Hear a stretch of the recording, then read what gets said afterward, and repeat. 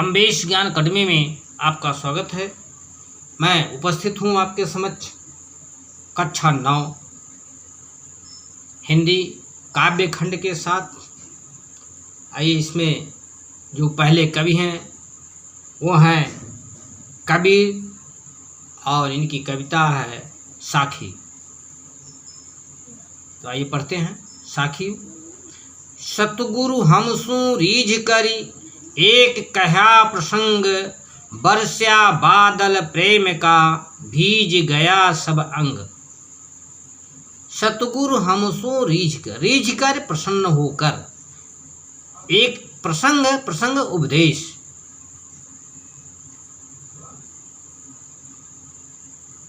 आइए, इसका जो संदर्भ होगा, संदर्भ है प्रस्तुत है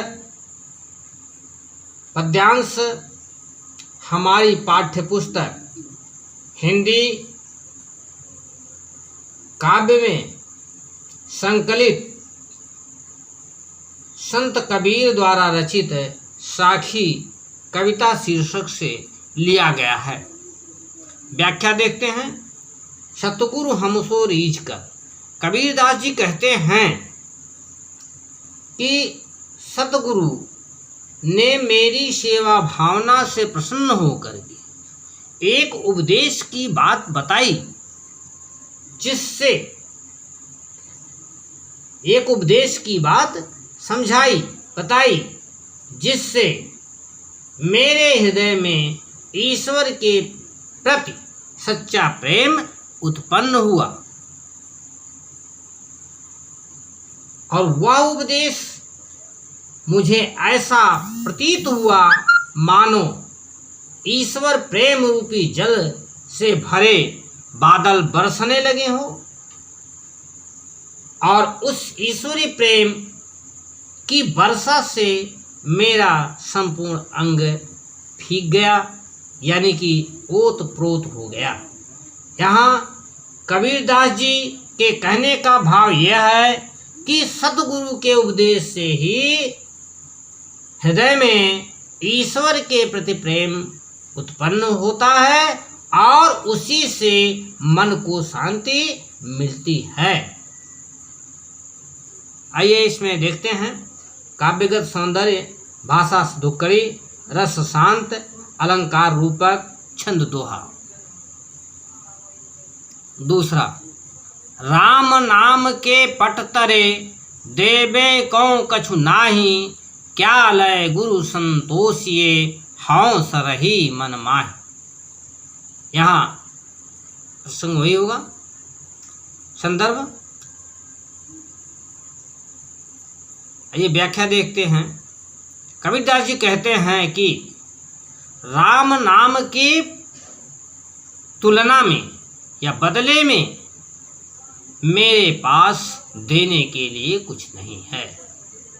कबीर का आशय है कि गुरुजी ने प्रसन्न होकर मुझे जो राम नाम का उपदेश दिया, जो राम नाम का मंत्र दिया, उसके बदले में मेरे पास देने के लिए कुछ नहीं है। अब मेरे मन में ये बराबर जिज्ञासा बनी हुई है कि गुरुजी क्या लेकर के संतोष कर लेंगे। ये हुआ इसकी व्याख्या। आइए, यहाँ भी देखते हैं काव्यगत सौंदर्य। तो वही है, भाषा सुधक्कड़ी, शैली मुक्तक है, रस शांत है, छंद दोहा है और अलंकार इसमें अनुप्रास है। आइए, तीसरा देखते हैं।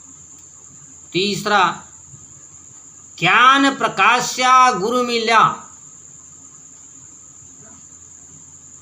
ज्ञान प्रकाश्या गुरु मिल्या, सो जिन बीसर जाए, जब गोविंद कृपा करी तब गुरु मिल्या आए। यहाँ कबीरदास जी कहते हैं कि ईश्वर की महान कृपा से गुरु जी की प्राप्त हुई। सो जन बीसर जाए, वह छूट न जाए, भूल न जाए। इसलिए कबीर साहब का कहना है कि जब गोविंद कृपा करे, वो कहते हैं जब ईश्वर की कृपा होती है तभी ऐसे गुरु आकर के मिलते हैं। इसमें भी काव्यगत सौंदर्य, रस शांत, छंद दोहा, अलंकार अनुप्रास और भाषा सदुक्कड़ी है। आइए, माया दीपक नर पतंग, चौथा दोहा। माया दीपक नर पतंग भ्रम भ्रम युवे पड़ंत, कहें कबीर गुरु ज्ञान थे एक आधो व्रत। इसका अर्थ देखते हैं। कबीरदास जी कहते हैं कि यह संसार माया के दीपक के समान है और मनुष्य पतिंगे के समान है। जिस प्रकार पतिंगा दीपक के सौंदर्य पर मुग्ध हो अपने प्राणों को न्यौछावर कर देता है, अपने प्राण को गंवा देता है, उसी प्रकार मनुष्य माया पर मुग्ध हो भ्रम में पड़ करके अपने को मिटा देता है। कबीरदास जी कहते हैं कि गुरु के उपदेश से शायद एक दो ही ऐसे होते हैं जो उससे उबर पाते हैं, यानी बच पाते हैं। आइए, इसका भी काव्यगत सौंदर्य वही है। भाषा सदुक्कड़ी, रस शांत, छंद दोहा और अलंकार जो है यहाँ अनुप्रास है। और माया दीपक में रूपक अलंकार है और भ्रम भ्रमी में पुनरुक्त प्रकाश अलंकार है। ये पांचवा दोहा। जब मैं था तब गुरु नहीं, अब गुरु हैं हम नाही, प्रेम गली यति सांकरी तामे दो न समाए।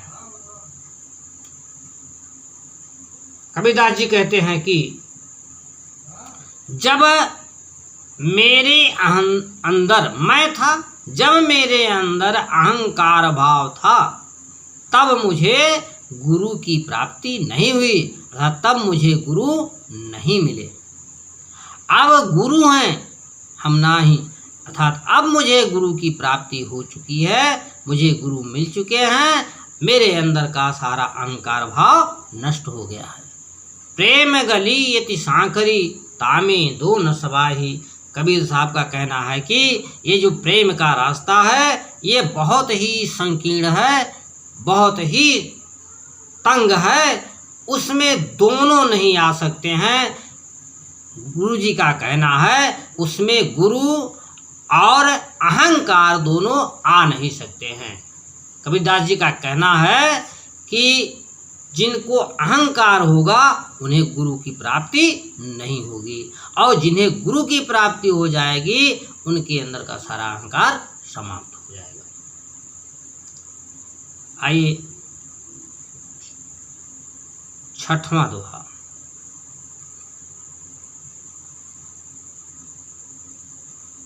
छठवां और सातवां। भगति भजन हरि नाव है, दूजा दुख अपार, मनसा वाचा कर्मना कबीर सुमिरन सार। कबीरदास जी का कहना है कि भक्ति भजन हरि नाव है। जीव के लिए परमात्मा की भक्ति और भजन करना एक नाव के समान उपयोगी है। इसके अतिरिक्त संसार में दुख ही दुख है। इसी भक्त रूपी नाव से सांसारिक दुख रूपी सागर को पार किया जा सकता है। इसलिए मन, वचन और कर्म से परमात्मा का स्मरण करना चाहिए। यही जीवन का परम तत्व है। यही जीवन का परम तत्व है। आइए, इसमें भी काव्यगत सौंदर्य देख लेते हैं। भाषा सदुक्कड़ी है, शैली उपदेशात्मक है और मुक्तक है। छंद, दोहा, रस, शांत और अलंकार में रूपक तथा अनुप्रास अलंकार है।